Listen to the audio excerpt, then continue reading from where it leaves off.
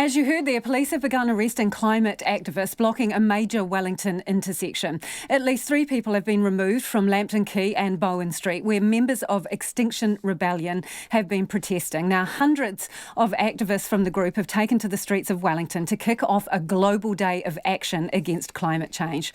Protesters from the Extinction Rebellion movement caused disruption when they shut down a street, stormed a bank and blocked traffic in the central city. Some even superglued themselves to buildings. Now, just before we came to air, they were staging a sit-in in the corner of a major intersection near Parliament. They're blocking buses there and other traffic. We will cross live to our reporter shortly. But first, Harry Locke and video journalist Dom Thomas have more. Wake up, it's a climate emergency. Pink vehicles, loudspeakers and street performance art. A protest that sometimes felt more like a festival. A sight to see for those on their commute into work. Some, like Roger Brooking, are fully behind the climate protesters. I'm coming down to support what they're doing because we're facing a really serious environmental crisis and people don't seem to realise how serious it is. So I think the more support they get, the better. Others, like Ian Haig, are less convinced. I think people are entitled to protest. I think it's pretty emotional, to be honest. That's what I think of it. Good on them, but I think what really are they going to achieve? Around 500 people have been gathering here on Stout Street since around 7 a.m. this morning. Around 10 people have glued themselves to the entrance of the Ministry for Business, Innovation and Employment, preventing any access for employees to get in. The Ministry has told employees to avoid this area completely.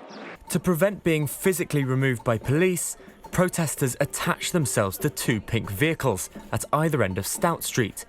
Melanie Vautier linked herself to one other person through the window of a wheelless car.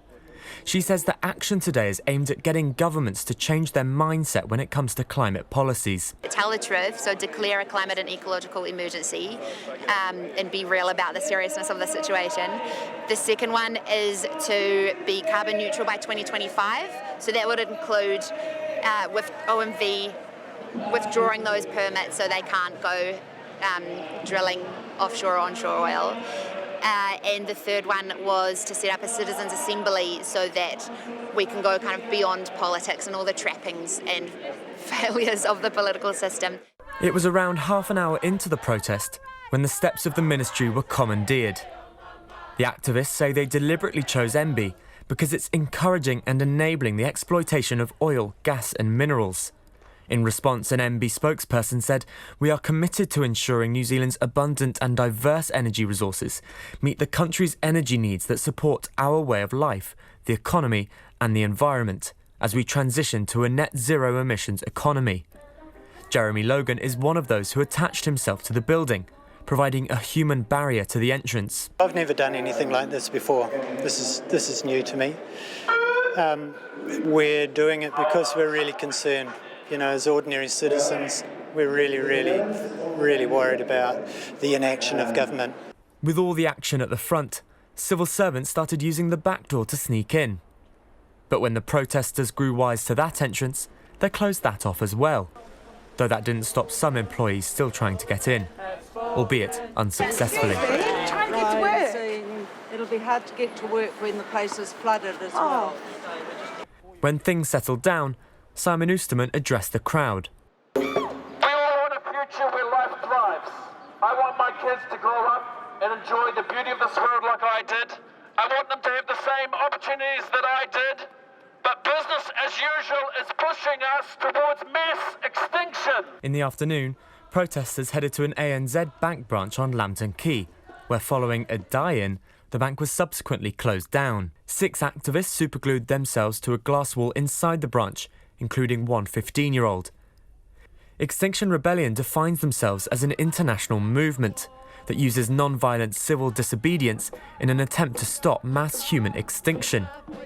Getting arrested while not a priority is one of the necessary consequences, protesters say. If I I got arrested, it wouldn't be a problem, but I'm choosing not to put myself all the way there. I'm choosing there to be in a support role at the moment. Like no other cause in the world, like trans rights, new iPhones, anything you would want in the world can't exist without a planet to sustain them. So if anything was worth arrest, then yeah, this would obviously be it. While no one has been arrested so far, further disruption is expected this evening.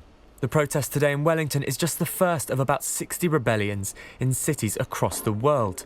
Action is anticipated to go on for 2 weeks in some places, though here in New Zealand, it's just for the day. For Checkpoint, Harry Locke.